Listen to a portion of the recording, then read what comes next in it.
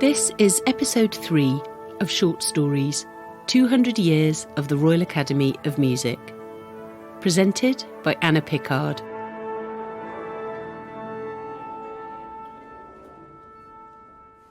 One of the highlights of researching and making this podcast series to celebrate the Royal Academy of Music's 200-year history has been recovering some of the stories of students and professors that have become, if not quite lost, then certainly neglected. Both of the people you'll meet in this episode were skilled musicians and pioneering international adventurers. Their musical interests and successes spanned the popular and the concert stage, mapping the cultural shifts and spasms of the early 20th century. I first came across them when I saw 2 class photographs in the Academy Library. It was the class of 1918, and there were 2 black students, Edmund Thornton Jenkins and Evelyn Dove.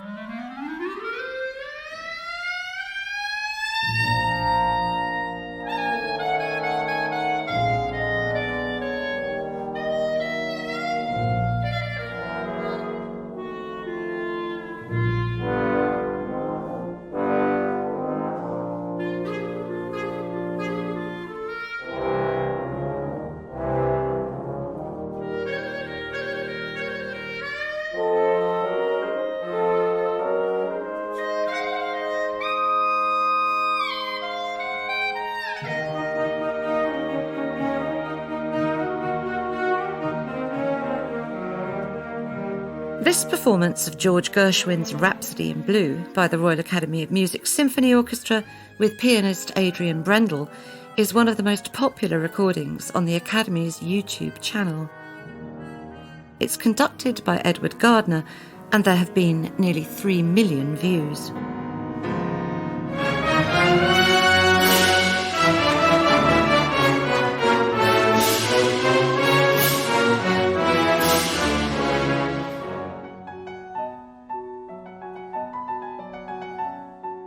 Rhapsody in Blue was premiered in 1924 in New York City and had its first outing in London in 1925 at the Savoy Hotel, where it was performed by the resident dance band.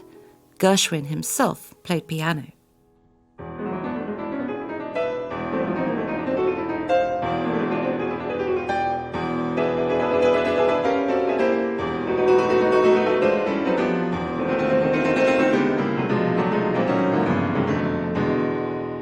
The piece was famously written to combine the harmonies and idioms of jazz with the techniques and instrumental colours of the European symphonic tradition. That the US and UK premieres took place in dance halls was also significant. After the end of the First World War, Europe was in the middle of a new dancing craze. One newspaper in 1919 reported that London was dancing mad.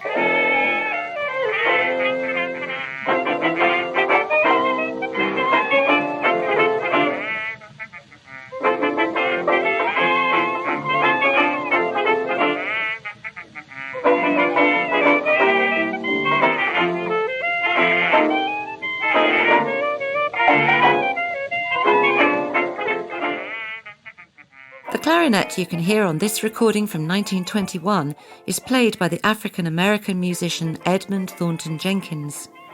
He was just about to complete his time at the Royal Academy of Music.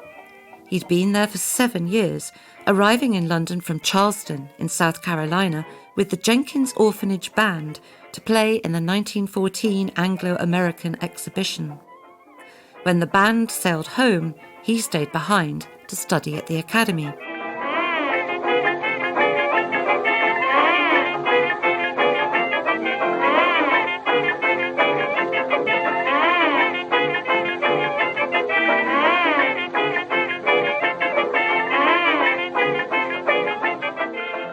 He'd had a very busy time.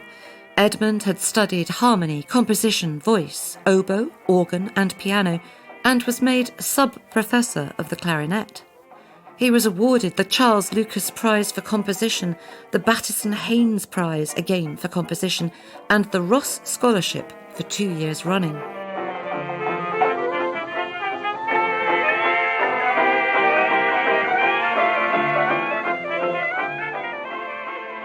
he ran the tennis club and founded and edited a new college magazine. When he left, he was made an associate of the Royal Academy of Music. At the same time, he worked in orchestras in London, Llandudno and beyond, and became a band leader at the incredibly fashionable dancing room in the upper floors of the Queen's Hall on Langham Place.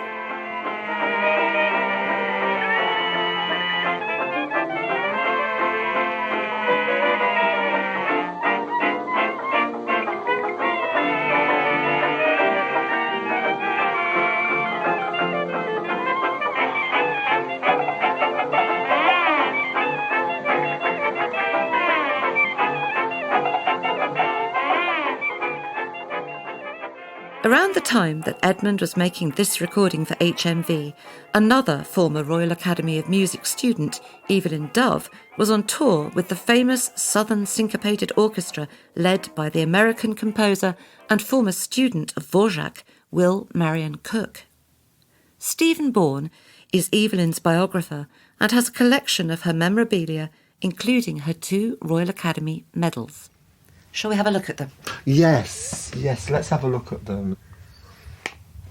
Which one is this? This is the bronze medal. I think they were both for singing, actually. Let's have a look. So this is the bronze medal. Evelyn Dove singing, 1918. And the silver medal is engraved, it's a better condition. Evelyn Dove singing, 1919. Which is quite lovely. It's a very, very beautiful. I like the wreaths yes. Of ivy. Royal Academy of Music. Do we know who that is on the front? I think that is either Orpheus or it's Apollo. Absolutely Royal beautiful. Academy of Music. Sorry, I'm squinting here because I can see there's another date on the bit that goes around. How's your eyesight? Royal Academy of Music, instituted 1822. It says that on the silver medal as well. How perfect is that? Yeah. How perfect is that? Evelyn Dove singing, 1919, Royal Academy of Music, instituted 1822. How beautiful. Yeah. Evelyn was born in London in 1902 into a middle-class family. Her father was a West African, a Sierra Leonean lawyer who studied law in England. Her mother was white. Her mother, Augusta, I believe came from a sort of lower middle-class background. And Evelyn and her slightly older brother, Frank, were well educated. The father seems to have been an absent father. He spent most of his time in West Africa, but would pay for their education. So Frank and Evelyn went to good schools. In 1917, Evelyn joined the Royal Academy of Music to study singing, piano and elocution, but didn't complete the full 3 years, probably because she got married.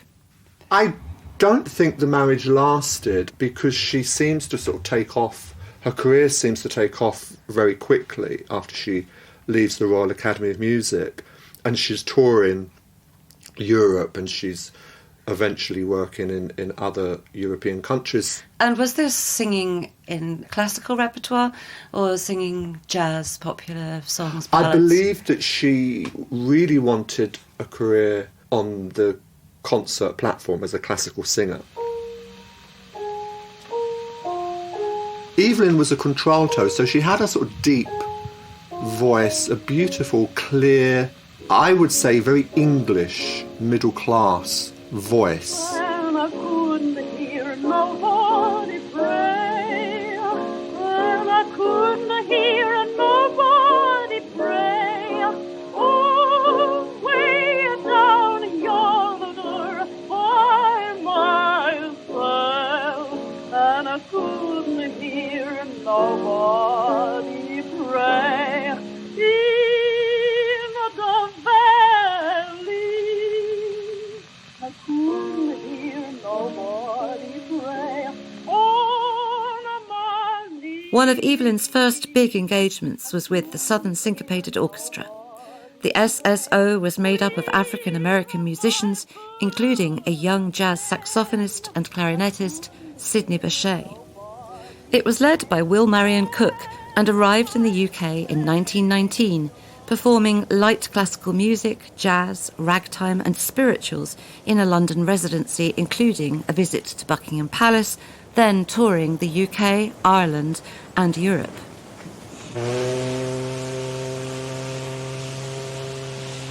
By September 1921, when Evelyn joined them in Glasgow, the orchestra included several black British musicians. They set sail for Ireland on the 8th of October. There was a very dramatic incident in Evelyn's life in 1921 when she travels on the ship, the SS Rowan, to Ireland with the Southern Syncopated Orchestra. But the ship is in an accident and sinks, and some of the orchestra members, sadly, are drowned. Evelyn, thankfully, was one of the survivors. There is a newspaper photograph of her that I found, her looking very bedraggled. There's also newsreel of the survivors of the SS Rowan that she's in. That's the first, earliest film that I've ever found of her. And she's smiling, she's happy to be alive. But it could have been an even worse tragedy, but thank God some of them did survive. I couldn't hear nobody pray. Oh, way down yonder, 5 miles away. I couldn't hear nobody.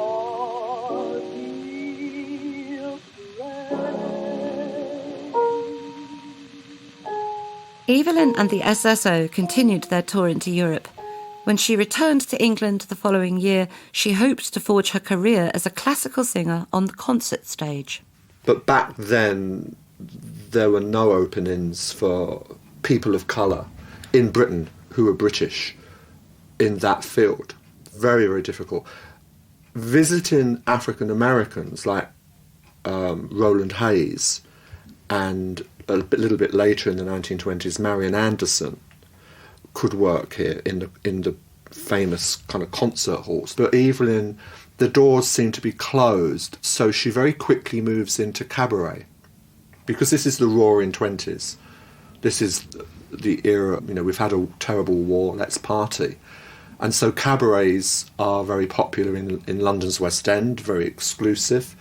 So that's where she goes. And also the music halls. And eventually she's so well known on the cabaret circuits by the mid-20s that she then is asked to replace the leading lady in an African-American revue called the Chocolate Kiddies. Now, the Chocolate Kiddies was never produced in America. It was a combination of different African-American nightclub acts from New York. And what I managed to gather was that Evelyn was well known enough in London in 1925 to be asked by her agent, put her name forward to the management, and she just scooted off to Europe and joined the company. And Evelyn, we believe, did make it to Moscow and sang in the show for Stalin. Evelyn's career continued to thrive. She performed in Italy and France, replaced Josephine Baker at the Casino de Paris, was the first black British performer at the famous Harlem nightclub Connie's Inn, and in the 1930s starred in a cabaret show at the Taj Mahal Palace and Tower Hotel in what was then Bombay.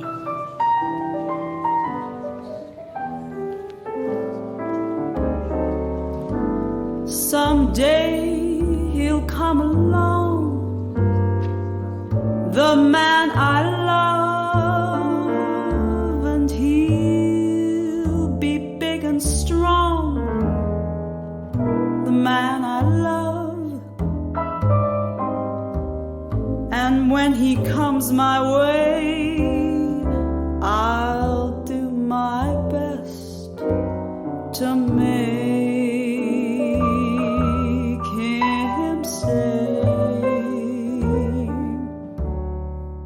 Evelyn became a well-known name on BBC Radio during the Second World War, singing spirituals and torch songs for the Forces, Home Service and the Light programme.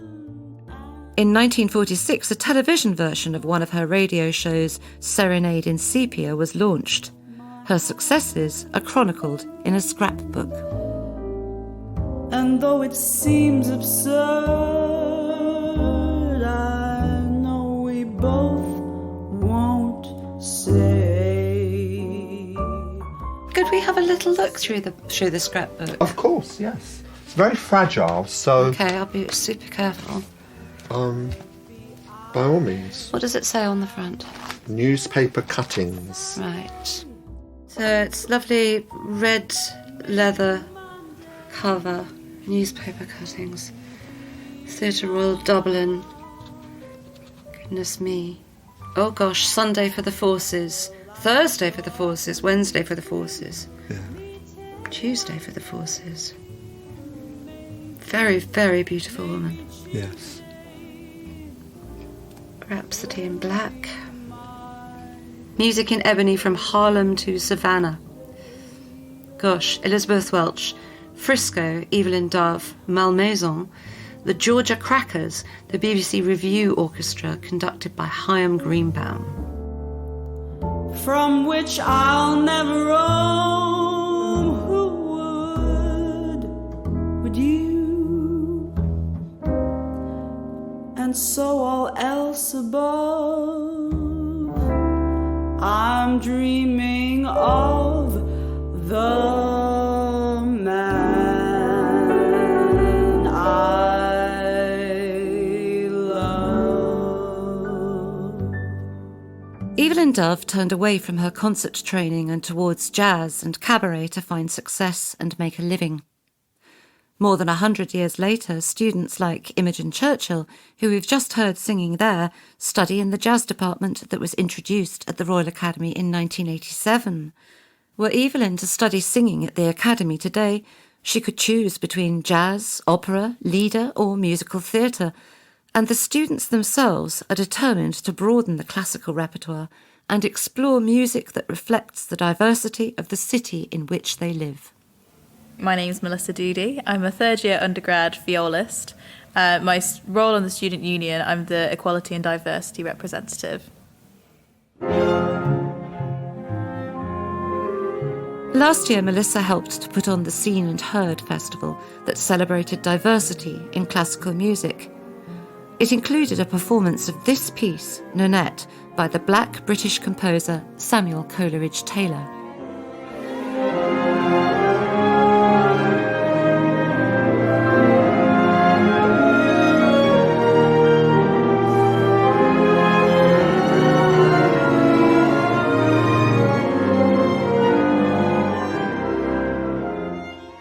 So we have, in this festival, we have female composers, we have composers that identify with the LGBTQIA+ community, we have composers from all around the world.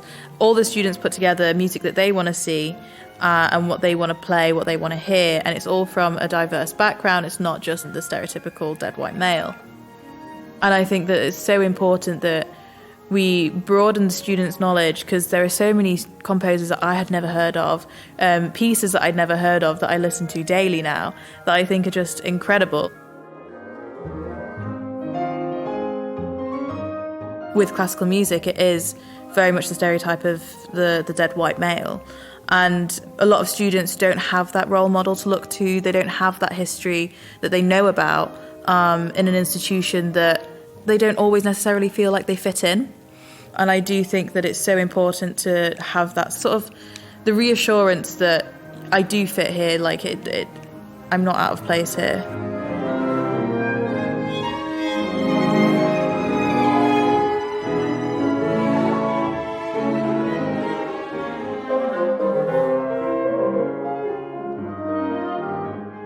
Another student-organised concert, this time in 1919, also featured the work of Samuel Coleridge-Taylor.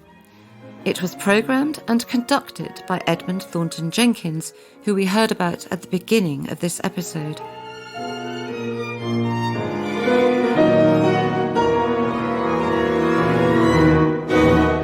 Edmund booked the Wigmore Hall on behalf of the Coterie of Friends. This was a group of African, African American and West Indian students living in London who had formed a society whereby the much isolated population of serious-minded people of colour may come into contact at frequent intervals.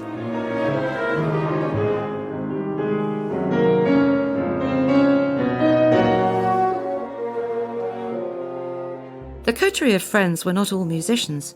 They were lawyers, doctors, surveyors. They were committed to the Pan-African movement, and their wider circle included Evelyn Dove. The Wigmore Hall concert featured a mixture of musicians, some from the Royal Academy of Music, including John Barbarolli, who led the cellos, others from the newly arrived Southern Syncopated Orchestra, as well as Coleridge-Taylor's daughter, Gwendolen. Coleridge-Taylor had died 7 years earlier, at the age of 37. The only piece in the concert not composed by him was Jenkins's own Folk Rhapsody. It was recently performed by a student orchestra at Berklee College of Music in Boston, conducted by Julius P. Williams.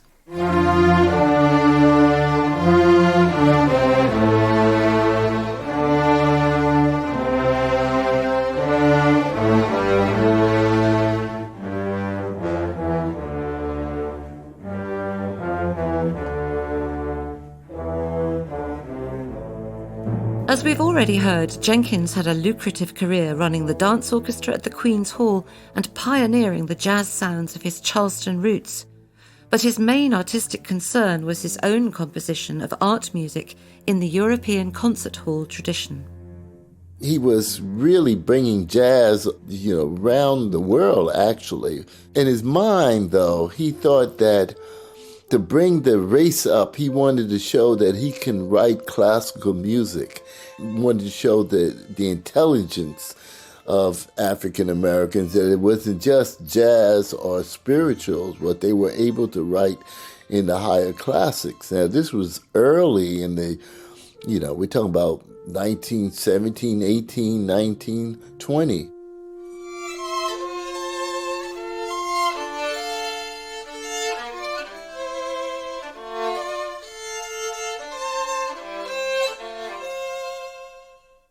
Julius P. Williams places Edmund Jenkins in the context of other African American musicians pushing at boundaries in the early 20th century. African Americans were trying to expand their realm all around the world. For example, James Reese Europe wanted to take his band from Harlem and wanted to be part of the army in World War I. And James Reese Europe had this band that was so fantastic that once they got to Europe, they said, wow, I don't know what they're playing, how they're playing these instruments. It's unbelievable.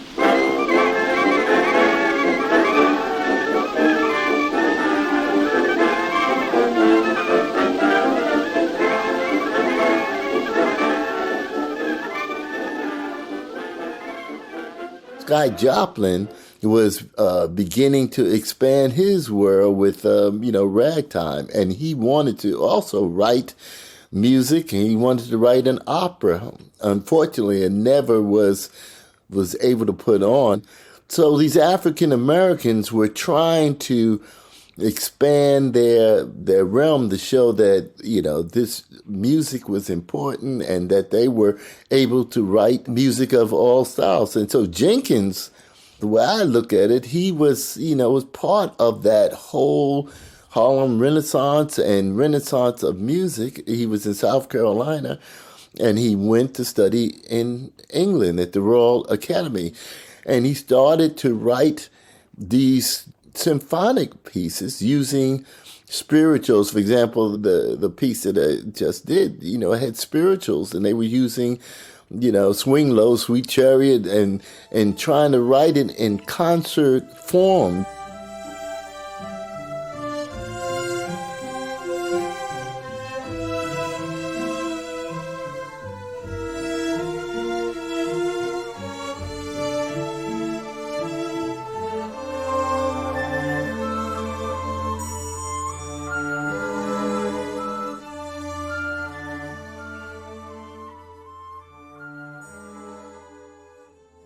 students from Berklee College of Music, Boston. Very little of the music that Edmund wrote has been performed since the 1920s, in part because he died when he was only 32.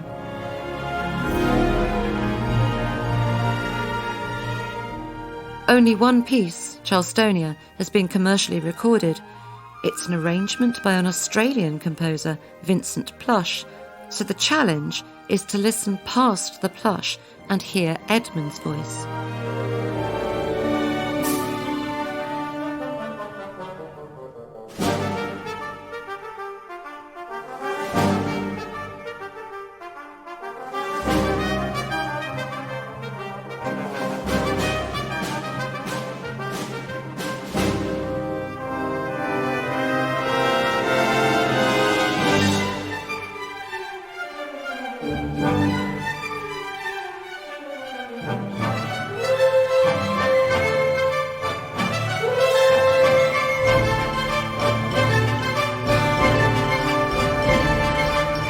I asked Royal Academy of Music alumna and newly elected fellow Alison Devonish what she made of it.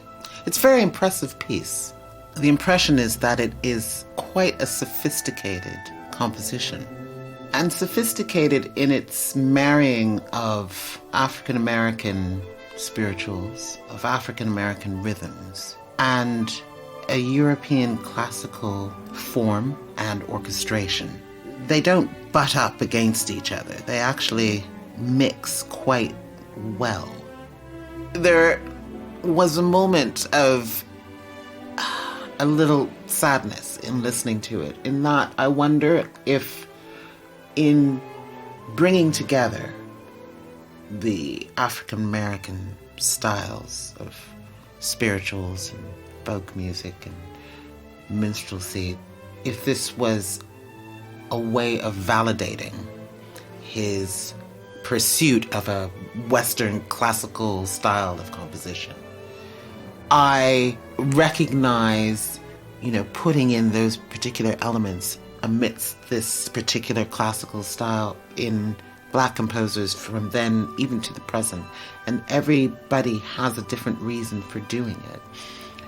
I think what always rises to the top is a pursuit of identity, I think.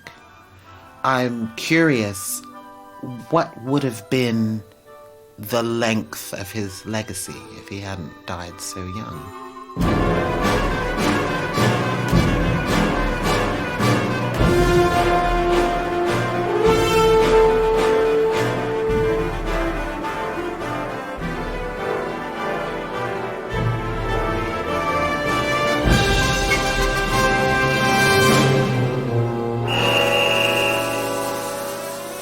I wonder if he lived longer, where his music would have gone.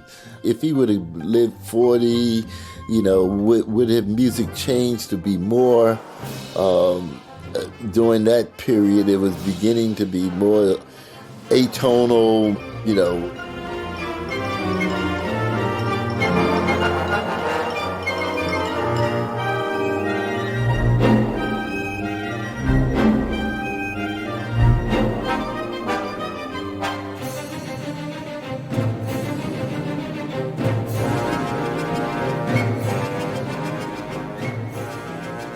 As with every composer who dies too young, from Schubert, Mozart and Purcell to Coleridge-Taylor, there are a lot of what-ifs attached to Jenkins's music. But in the last few years, there has been a determined attempt to recover his work by Edmund's great-nephew.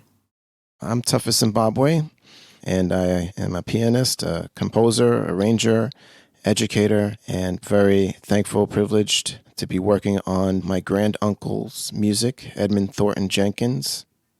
My father would tell me growing up that he wants me to work on Edmund's music. It wasn't probably until my early 30s that I really got around to it. I got a phone call from Nigel Redding at the Spoleto Music Festival, and he was asking about if they could do his opera piece called Afram. And he also asked for me to be a part of it, to perform the music. And so that really kind of was the the beginning where I just dove into all his music and started to edit and wherever appropriate, arrange, basically just put it in the print form, get it all computerized.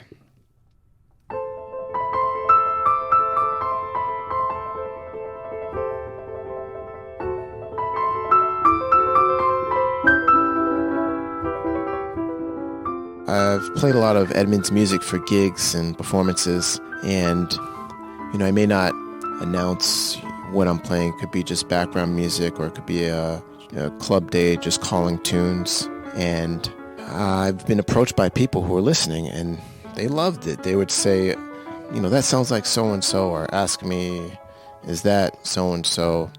And I would just say, no, it's Edmund Thornton Jenkins.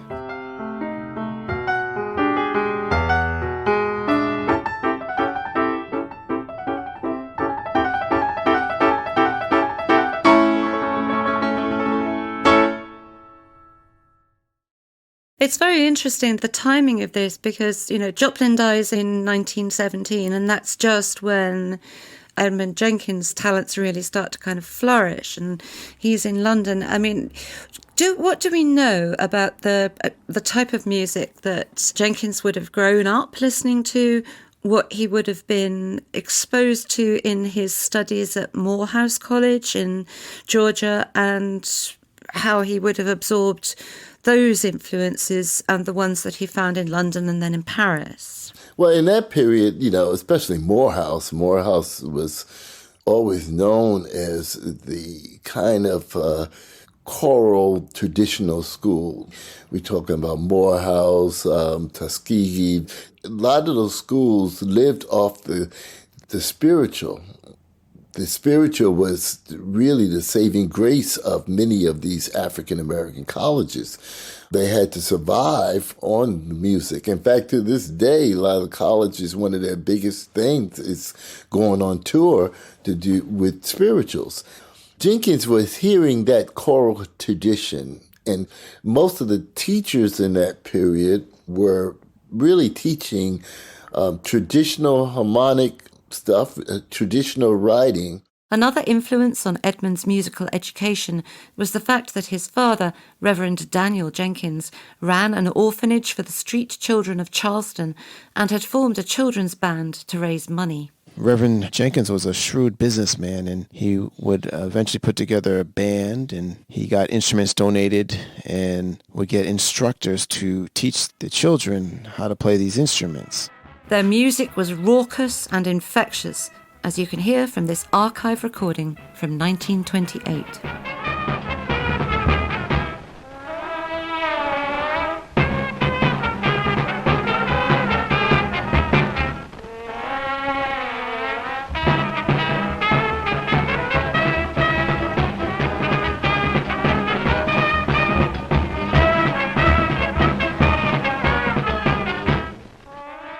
Like a lot of youth these days, they may have a new dance craze or something new that's trendy.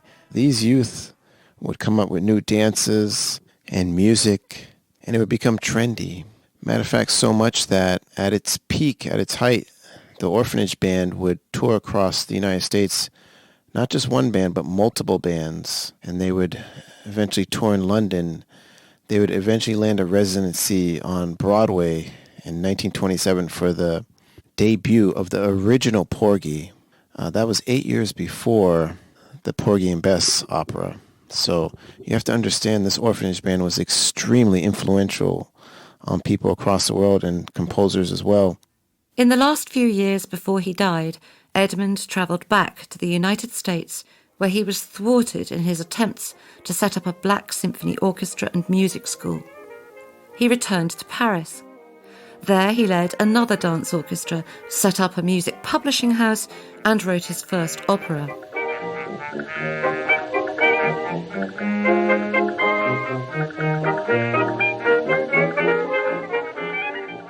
In 1925, he had Charlestonia premiered at the Kursaal Ostende and had another work accepted for performance in France. He seemed tantalizingly on the brink of a breakthrough, and it's hard to know what he might have done next, how his music might have developed, and where his entrepreneurial spirit would take him. He was admitted to hospital in Paris in July 1926 and died of causes unknown on September the 12th. For Julius Williams, Edmund's story remains important. People don't know that there was somebody studying at the Royal Academy during that time, writing this type of music coming from South Carolina. It's kind of like, are you serious? Somebody from South Carolina playing in a band, and then all of a sudden he goes to the Royal Academy doing concerts and performances. So amazing that most of the people in America don't know that. In fact, if you ask them who Edmund Jenkins is, nobody would know. A lot of the people who are teaching African-American music in schools wouldn't know who Edmund Jenkins is. We're talking about Florence Price, but we're talking about somebody from 1916, 1917, 1918. This is a big find. And when I tell my students that there was people doing this in 1917, 1916, they can't believe it, because in their mind, the only thing they think is that Black people may have written some jazz pieces and pop pieces, but they don't see that they were writing concert music. That's why it's important. And what about Evelyn Dove? When we last heard about her, she was riding high at the BBC.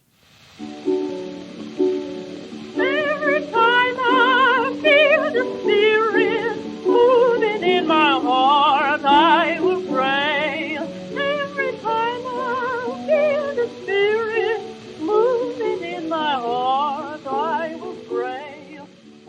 Now, in 1949, she's riding the crest of the wave with the BBC. She's on radio all the time. She's on post-war television all the time. She has her own series on post-war television from 46 to 47 called Serenade in Sepia, which she was featured in with the Trinidadian folk singer Edric Connor.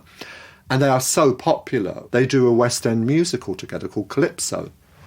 So she's riding the crest of the wave, and then she perhaps made an error of judgment by returning to India. In 1949, she's invited back to do the cabaret circuits. But she spends a year and a half there, and that's a long time to be away when you've hit your peak in Britain.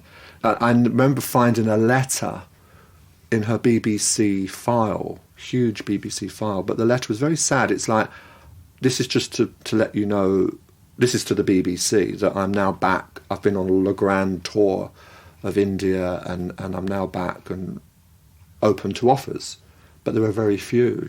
And then eventually, she's so desperate for work, there's a letter in her file to the BBC asking for a reference to become a telephonist like a telephonist in London, putting in the things into the... Evelyn's performing career dwindled to almost nothing but bits and pieces of understudying and occasional stage performances. She spent the last 15 years of her life in a nursing home and died in 1987. But her fearless adventures in the first half of the century retain a powerful appeal. What I would like people to take away from the Evelyn Dove story is that she was quite simply an adventuress who did not allow her race to hold her back. She went out and had adventures, and what better example could you have? What better inspiration can you have? And she achieved so much in that pre-war period and during the war as well. But certainly in the 20s and 30s, she didn't allow anything to hold her back. Every time I feel the Spirit moving in my heart, I will pray. Every time I feel the Spirit moving in my heart, I will pray.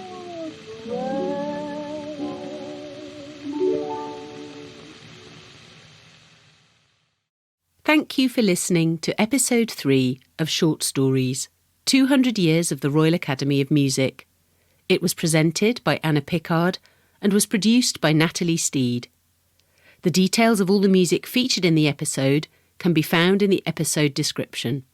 To hear more short stories, subscribe to the podcast or search for podcasts at the Royal Academy of Music website.